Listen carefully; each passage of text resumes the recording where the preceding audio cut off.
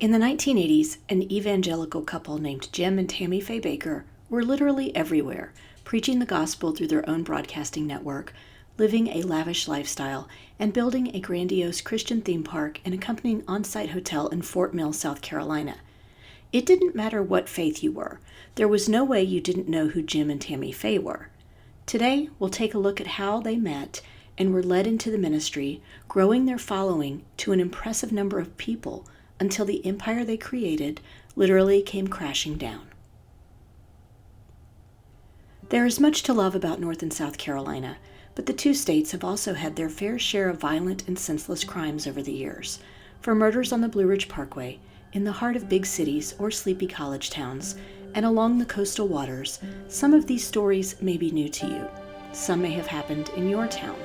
Some may involve people that are still missing to this day, but all will leave you remembering to always be vigilant about the people you meet and the places you go. I'm Renee Roberson. Please join me for Missing in the Carolinas.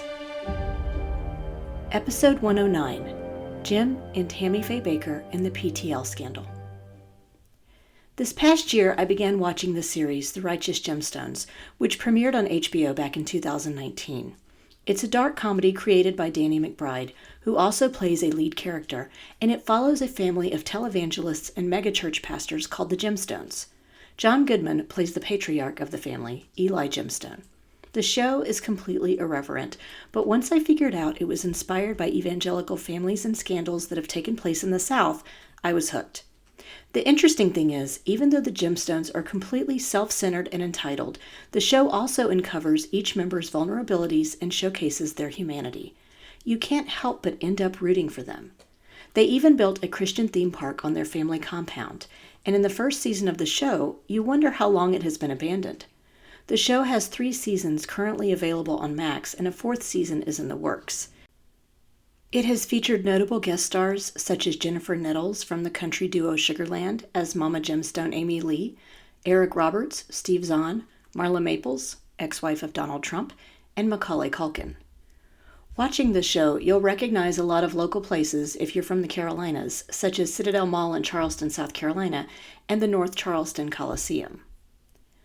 Watching the show brought back a lot of memories of Jim and Tammy Faye Bakker and their subsequent fall from grace in the late 1980s, so I wanted to explore this example of white-collar crime on the podcast, even though it doesn't involve any missing people, just missing money.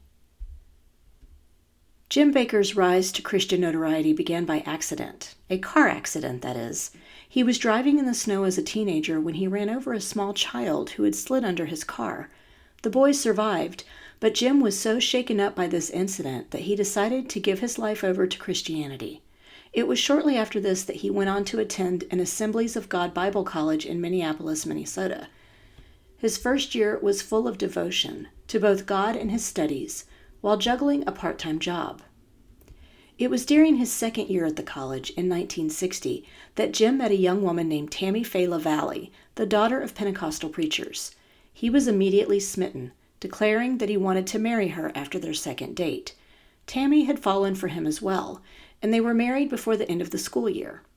Jim continued his job as a busboy, and Tammy worked in the local Woolworth store. They were living on the $80 a week they brought in. Shortly after leaving the college, Jim was invited to preach at an Assembly of God church in North Carolina for a revival meeting. He was discouraged after his first altar call got no response, but the church's pastor encouraged him to keep at it. Tammy joined in by singing and playing the accordion. Before the meetings were over, people were responding. The pastor told other pastors about Jim, and shortly thereafter, Jim and Tammy were preaching throughout the Carolinas and Virginia. Eventually, they were preaching in the denomination's biggest churches. One of Jim's best qualities was his charisma. He possessed a cheerful and positive personality that really drew people in. It was this charisma that allowed him to rise as high as he did in the Christian church. He was also innovative and was always thinking of ways to reach a bigger audience. He and Tammy even started a puppet ministry for children. Jim and Tammy's first foray into television happened when evangelical pastor Pat Roberson reached out to them to ask them to create a children's show with their puppets. It was hard work, but the couple felt it was a calling from God of sorts. The show ran on the Christian Broadcasting Network, which Roberson had founded. This wasn't the television show that launched Jim to Christian fame, however. He had an idea for a Christian version of The Tonight Show, and he asked Roberson if he could help develop his idea. A Christian talk show was unheard of at that time, and Roberson was worried it would flop. He agreed to give Jim a shot at hosting since the station didn't air anything at night. This was how the 700 Club began. The name came from the amount of donations they'd need, $100 from 700 people each month, to fund the show's expenses. The show became a hit, and they had some of the biggest names in the Christian world appearing on the show. Shortly after the show began its rise to popularity, the ministry hit some financial problems. Roberson had kept the financial situation hidden for as long as he could. When Jim found out, he decided to try something. He appealed to the show's viewers, revealing that they were close to having to shut down, and begged for donations with tears in his eyes. And the people responded. In Jim's own words, almost instantly the phones in the studio began ringing, and soon all 10 lines were jammed. People had been touched by the Spirit of God. Very shortly after that, the small studio began filling up with people who couldn't reach us by telephone. Some were crying. Most of them had money in their hands. It was almost 2:30 a.m. before we signed off the air, our studio still packed with God's people who had rallied to the cause. As the network continued to rise in popularity, Roberson began to want more involvement. He wanted to host shows and air more secular shows to draw in a bigger audience. Jim ended up resigning from the network due to their creative differences. Along the way, Jim and Tammy had 2 children that were born in the 1970s, daughter Tammy Sue and son Jamie J. Charles. Jim and Tammy were living in Los Angeles when they met a Christian couple named Paul and Jan Crouch. Since Jim knew the creative part of TV and Paul knew the business end, they decided to start a new Christian television station. Jim began his new PTL, or Praise the Lord show, and it wasn't long until the Trinity Broadcasting Network had built a large audience. Tammy acted as the co-host and featured singer of this show. Conflict arose again when Paul and Jan wanted more involvement and control. Since the Crouches were more business savvy, Jim and Tammy found themselves ousted from the network. Several staff members felt this was unfair and resigned alongside them. Shortly after their departure from TBN, a station in Charlotte reached out to them to ask them to host a telethon. After this, people from the area wanted the Bakkers to start a ministry in Charlotte. And so, they and the staff that had resigned from TBN moved to the area to start another network. This time, Jim wouldn't be working under someone. He would be the one in charge. He said, "I'm going to do things differently this time. Nobody will ever take away a television ministry from me again." He used his jubilant personality to start another Christian talk show, and people loved it. He called his new program PTL Club, and he quickly rose above both Roberson and the Crouches. PTL stood for Praise the Lord, or People That Love. An article that ran on the website Vox later said that some people jokingly said PTL stood for Pass the Loot. Jim may not have been as business savvy as his predecessors, but he had his charisma. People loved and trusted Jim, and they looked forward to spending Sunday mornings with the couple on the Jim and Tammy Show. Eventually, PTL was broadcasting 24/7. The show helped to popularize a concept known as the prosperity gospel, which associates faith with financial success. Jim and Tammy were the shining example of this with their own success. At the peak of it, the two were lavish spenders. They built a lakefront home in Tega Cay, South Carolina. Features included a large flagstone fireplace, a dining room that could seat up to 40 people, a music room that doubled as a television studio, 3 kitchens, a pool, and a 22-foot-long hallway lined entirely with closets. The master bathroom had gold faucets in the shape of swans and 7 different closets to hold all of Tammy's clothes. The Bakkers had renovated the house 4 times during their time there, expanding it to more than 5 levels and 10,000 square feet overall. The couple and their flamboyant lifestyle attracted more than its fair share of criticism. Country singer Ray Stevens, who was known for his musical parodies, even wrote a song called "Would Jesus Wear a Rolex?" and performed it live on The Tonight Show in 1988. The lyrics described a man turning on his television and watching a pastor wearing designer clothes and singing Amazing Grace while asking for money. Stevens questioned if he should get out his checkbook when the man preaching the gospel was living so comfortably, and also, would Jesus wear a Rolex, pinky ring, and a brand new car if he came back tomorrow?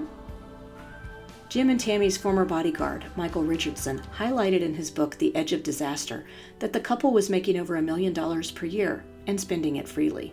Tammy made no secret of the fact that she loved to shop and developed a signature makeup look of sparkling eyeshadow, thick eyelashes, and shiny foundation. She once said shopping was cheaper than therapy, and she hoped heaven would include a shopping center with no charge limit on her credit card. Despite their comfortable lifestyle they built through their ministry, Jim and Tammy developed a grandiose plan to grow their empire even further. With the money earned from their satellite network, Jim and Tammy were able to purchase 2,300 acres of land for a new project, Heritage USA. Heritage USA was designed as a Christian theme park. It was intended to be a Christian Disneyland of sorts, located just over the border from North Carolina in Fort Mill, South Carolina. Attractions included Billy Graham's boyhood home, which was moved there from Charlotte, a Jerusalem-style marketplace, a 12-acre water park, and a passion play portraying the life and death of Jesus Christ. The park was massive, and at one point Heritage USA claimed it was the third most visited theme park in America, hosting approximately 4.9 million visitors a year. But the Bakkers didn't stop there. Jim said he heard from visitors that they wanted to stay at the park after their visit, so he began fundraising to build a hotel with a large cafeteria and covered shopping center called the PTL Partner Center on the site for convenience. An issue arose in how they financed the resort, however. Jim claimed on his televised services that anyone who donated $1,000 to their organization would be rewarded with an annual 3-night stay in the Heritage Grand Hotel and Conference Center. Because Jim was such an excellent salesperson, he ended up selling over 66,000 of these, well, frankly, timeshares. Unfortunately, this was more than the capacity of the hotel, which only had around 500 rooms available for guests. While Jim focused on growing the ministry, his relationship with Tammy struggled. Towards the beginning of their marriage, Tammy saw a side of Jim's that wasn't all that visible in their public life. Despite his extroverted and charming personality, Jim would become quiet and withdrawn from everything. He also had a nervous breakdown during his time at the Christian Broadcasting Network. He said in his book, Move That Mountain, that I could hardly lift my weary body out of the bed. My nerves were jangled, and I felt as though I was losing all the restraints that held my life together. I couldn't even bear to talk with anyone. I wanted only to be away from people. It seemed as if whatever little control I had over myself might snap at any minute.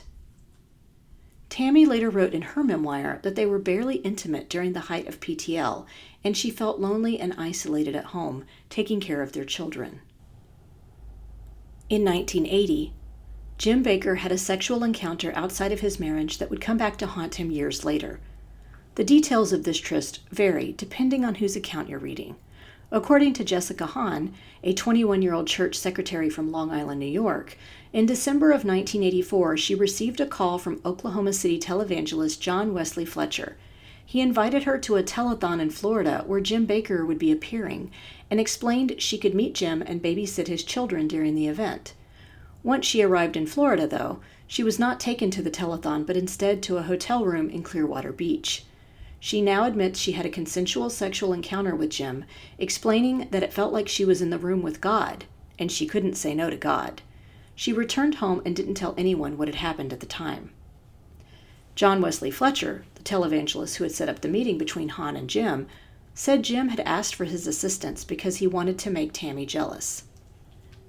In early 1987, the Charlotte Observer had received information that a woman in New York, along with her representatives, received $115,000 in 1985 after she told PTL about the tryst with Jim in the Florida hotel. Realizing the firestorm that lay ahead of him, Jim announced in March of 1987 that he was resigning from PTL for the good of my family, the church, and all of our related ministries. He said he had been manipulated by treacherous former friends who conspired to betray me into a sexual encounter. He did not identify those friends by their names. He said he had chosen to participate in the blackmail scheme to protect the ministry and his family. He also announced that he and Tammy were so overwhelmed they were undergoing full-time therapy at a treatment center in California. This is when the couple revealed Tammy had also been battling her own personal demons for years. She said she had first become addicted to pills when her doctors gave her allergy medication after the birth of her daughter, and then because the pills kept her so hyper, they prescribed her tranquilizers to control anxiety and nervousness. Jerry Falwell, the well-known televangelist from Lynchburg, Virginia, replaced Jim as chairman of the PTL board, and he immediately announced a new board of directors. He said he agreed to take the PTL post because he feared the fallout from the scandal would taint every gospel ministry in America, if not the world. He assured that the new PTL leadership would have an open-door policy towards the news media. Jim thought this would only be a temporary solution to his problems, but Falwell had no plans to turn the reins back over to Jim, ever. PTL Executive Director Richard Dortch announced he would succeed Jim Bakker as president of PTL, along with taking over hosting duties on the Jim and Tammy weekday talk show.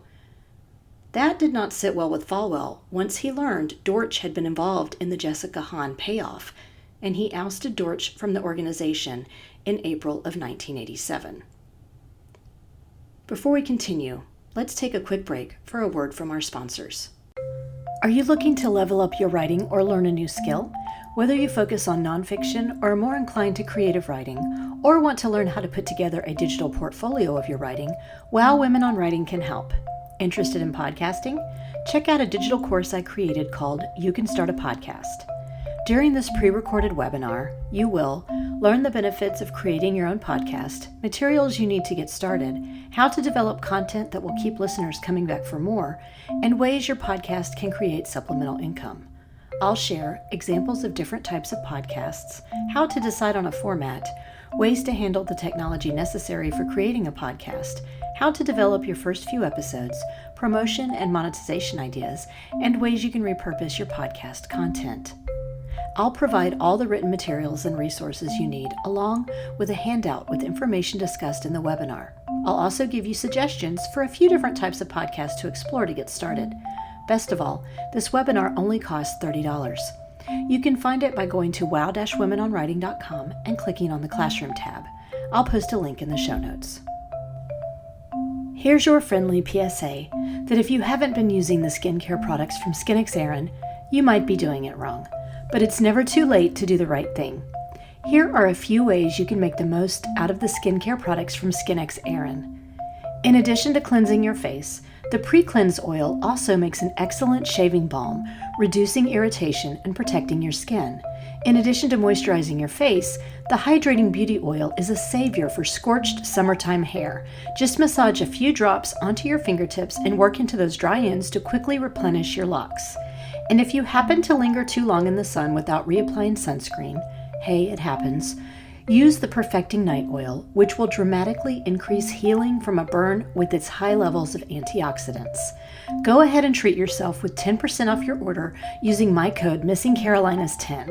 I'll include a link in the show notes for you.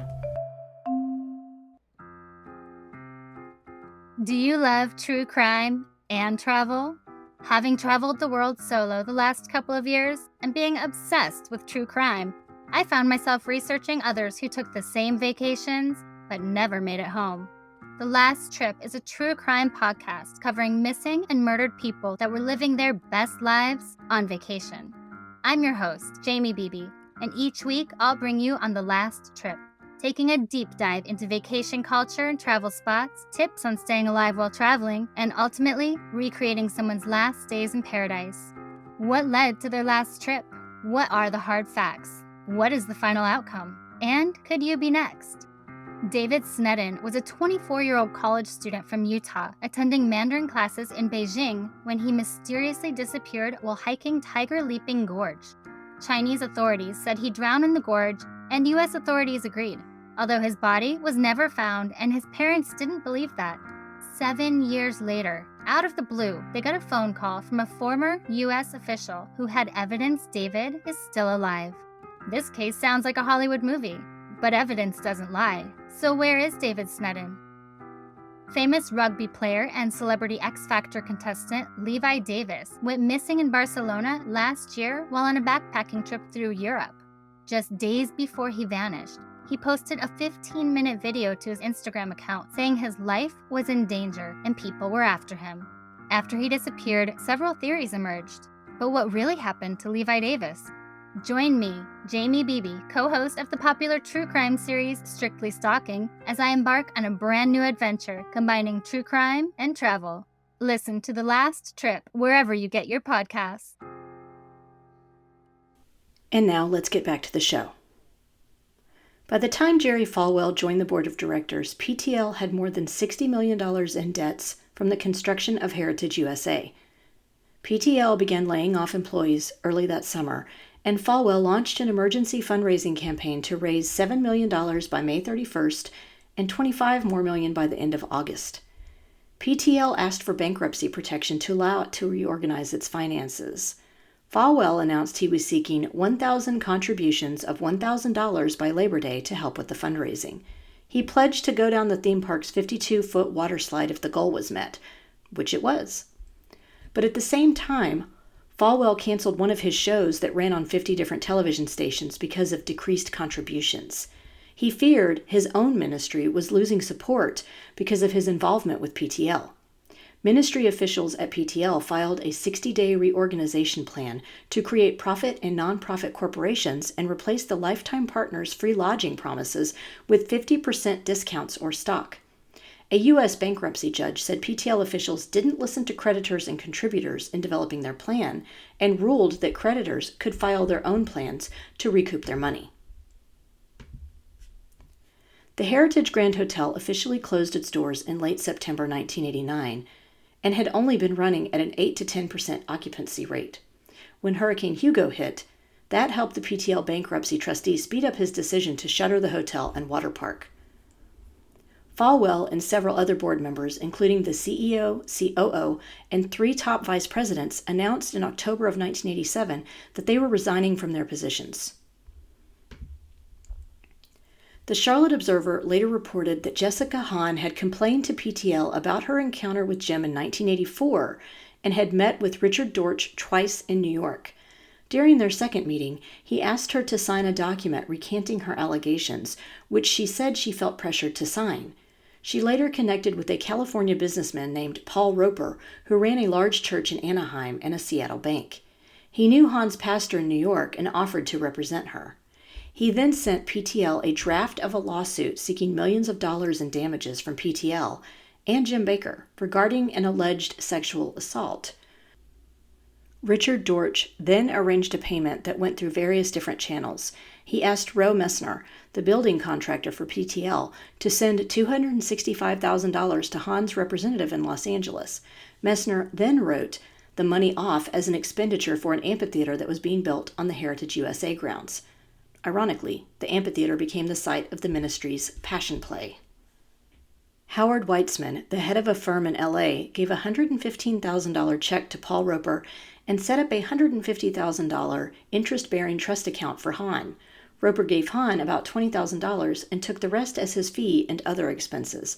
Hahn got that $20,000 and monthly interest payments until they stopped in March of 1987. When Falwell learned of the transaction, he said that such a payment should have been indicated in the PTL's board minutes, and they should have been allowed to weigh in on the decision to make the payment. A few years ago, in an interview she did with the Charlotte Observer in 2017, Hahn said she did not make any of the money people think she did from the blackmail scheme that was later exposed in 1987. When the initial transaction was revealed back in 1987, Jim said, "I sorrowfully acknowledge that 7 years ago, in an isolated incident, I was wickedly manipulated by treacherous former friends and then colleagues who victimized me with the aid of a female confederate. They conspired to betray me into a sexual encounter at a time of great stress in my marital life. Vulnerable as I was at the time, I was set up as part of a scheme to co-opt me and obtain some advantage for themselves in connection with their hope for position in the ministry." In response to that statement, Hahn told the Charlotte Observer, "His first statement was, 'I was set up by a female confederate.' No, you weren't. You asked me to show up in Florida, pretending to let me take care of your kids. And you came into a hotel room and you had sex with me. No, you weren't set up by a female confederate. You begged another preacher to get you a woman. And I was that woman. I want to say, cut the crap. You set me up. I was like 21 years old. I really was raised in the church. I didn't even know what confederate meant. I didn't even know anything. See how I get angry?" At the same time the public was learning about the surreptitious payment to Jessica Hahn through her various representatives, the government had also been quietly investigating PTL and several of its leaders, including Jim, for about 16 months. At the time, Jim had already resigned from PTL and was preaching at a business called Skate Palace on South Boulevard in Charlotte, and Richard Dortch had moved on to Florida, where he was operating a ministry for troubled executives. They were both charged with 8 counts of mail fraud, 15 counts of wire fraud, and 1 count of conspiracy to commit wire and mail fraud. 2 former aides, brothers David and James Taggart, were charged with 5 counts of tax fraud and 1 count of conspiracy to impede the IRS in collecting taxes. Jim and Dortch were accused of diverting more than $4 million in PTL money to their own benefit.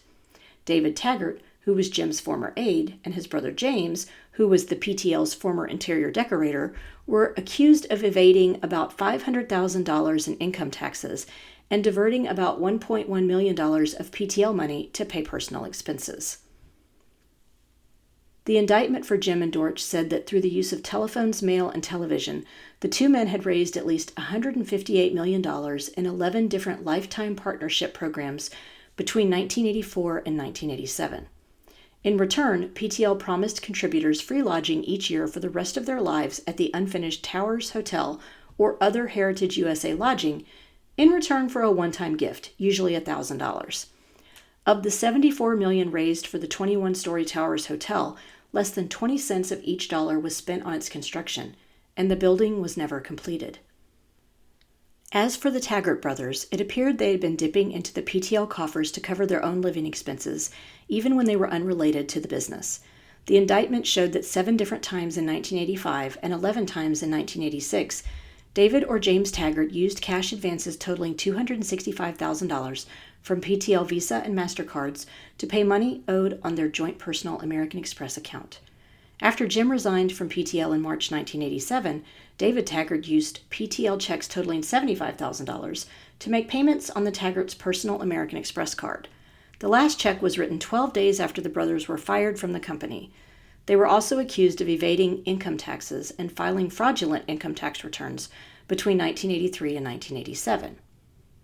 Jim's wife, Tammy Faye, was not indicted on any charges. In August 1989, Richard Dortch was sentenced to 8 years in federal prison and fined $200,000 for defrauding members of the PTL. He also agreed to testify against Jim in his trial, which began just a few weeks later. David and James Taggart were convicted of tax fraud and agreed to testify against Jim. U.S. District Judge Robert Potter gave David Taggart 18 years and 5 months in federal prison in Alabama, and James Taggart received 17 years and 9 months. They were also fined $500,000 each and ordered to pay at least $525,000 in back income taxes.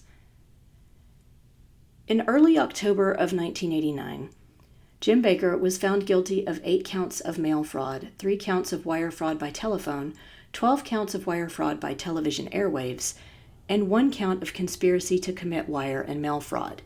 He was released on $250,000 bond while he awaited sentencing.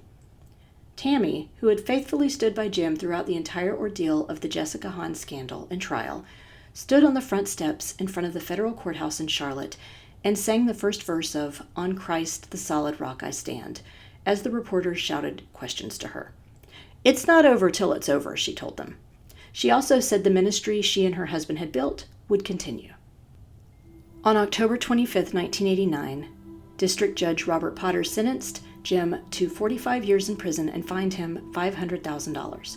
He ordered him to be taken straight to the medium security federal correctional institution in Talladega, Alabama. He was later transferred to a minimum security prison in Georgia. Jim's attorney had asked the judge to consider giving his client probation and 5 years to complete his vision, his dream, and his promise to his partners. Judge Potter was not dissuaded.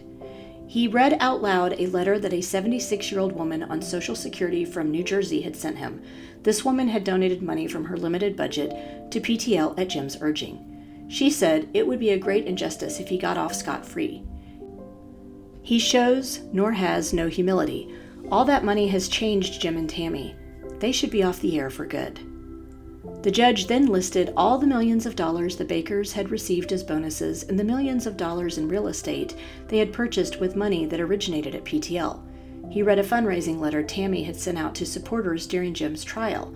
It read in part, "We never seem to have enough. In fact, we are getting further and further behind." In April 1988, the Charlotte Observer won the Pulitzer Prize for Meritorious Public Service for revealing the misuse of funds by Jim and Tammy Faye Bakker's television ministry. It was the second time in the 1980s that the news organization had won the gold medal for public service. Throughout the course of their investigation, the Observer published more than 600 stories about the PTL, led mainly by reporter Charles E. Shepard. Despite vowing to stand by her man while he served his time, Tammy filed for divorce from Jim in 1992.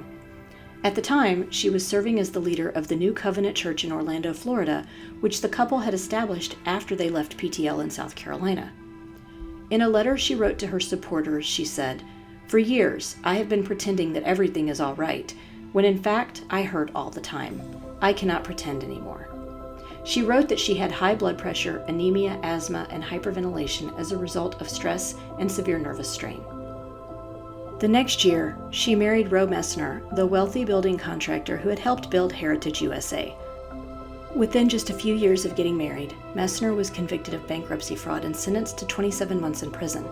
He claimed his legal problems on the collapse of the PTL because it had owed him millions of dollars for his construction work. He and Tammy reunited after he had served his time, and she died of colon cancer in 2007 at the age of 65. Jessica Hahn says Jim never apologized to her for his role in the scandal. She did speak with Tammy not long before her death in 2007. Hahn had a lot of guilt over the years, and Tammy Faye graciously said if they were together in person, she would give her a hug. Hahn felt horrible for what Jim's wife had gone through during the scandal and regretted her role in it, wishing she'd had the maturity to handle things differently. She said she was overwhelmed by the sudden onslaught of media attention, which led her to make some questionable decisions in the years following. She posed for Playboy magazine a few different times, briefly lived in the Playboy mansion, wrote a book about her relationship with Jim, and became a regular on Howard Stern's radio show. She later married and moved to a ranch in California, regretting her time in the spotlight. Jim Bakker, now 84, did not spend 45 years in prison. He was released on parole in July of 1994 and headed to a halfway house in Hendersonville, North Carolina, to get back on his feet. He eventually remarried a woman named Lori, and together they run The Jim Bakker Show, billed as an hour-long daily broadcast featuring prophetic and biblical revelations. The show is filmed in Missouri and is aired through DirecTV, the Dish Network, and other satellite services. Jim fully believes the apocalypse is coming and urges his followers to be prepared. In 2020, the state of Missouri sued him for selling Silver Solution dietary supplements as a preventative or cure for COVID-19. Today, remnants of the 21-story tower for the hotel still remains in Fort Mill, South Carolina. The building was never occupied or completed and is considered an eyesore by York County officials and surrounding neighbors. The Passion Play Amphitheater is now home to Narrowway Productions, a Christian dinner theater that serves up Broadway-style musicals with special events for Christmas, Easter, mystery theater shows, and biblical productions. In 2004, Rick Joyner, founder and executive of Morning Star Ministries, bought 52 acres of the old PTL property for $1.6 million, and later bought 18 more acres. It uses the main part of the Heritage Grand Hotel, which was completed, as the headquarters for Morning Star Fellowship Church, Morning Star University, a K-12 school, a publishing house, and a conference center. About 100 people reside on the property. Joyner says he would like to complete the tower and renovate it for use, but he has been battling the York County Council for years. As they've said, he defaulted on a development agreement aimed at moving along the tower renovations. Joyner and Morning Star then sued York County, claiming the council was making it difficult to get the resources necessary for finishing the tower. Joyner still remains close with Jim Bakker and serves on the board of directors at Morningside, the Missouri complex that includes Jim's current television show. The two televangelists share a common passion for biblical prophecies, and they interpret natural disasters as warnings from God. This brings us to the conclusion of this episode of Missing in the Carolinas. If you enjoyed this episode, please do me a favor and give it a 5-star rating wherever you listen to your podcasts. We're also on Instagram, Facebook, and YouTube, so please like our pages and get started on a discussion of the missing people profiled on the show. Like what you hear? You can buy me a coffee over at buymeacoffee.com, Renee Roberson. Do you know of a missing persons case in North or South Carolina that you think should be covered? Email me at missinginthecarolinas@gmail.com with any details you can share. And don't forget to check out our sponsor, Wow Women on Writing, and the great programs and writing contests they have to support writers at wow-womenonwriting.com. Treat yourself to a skincare kit from SkinxErin with my code, MissingCarolinas10. Cover art for this podcast was designed by Macintosh Multimedia. Sound editing is provided by Daniel Roberson. Mia Roberson co-wrote this episode. Thanks so much for listening.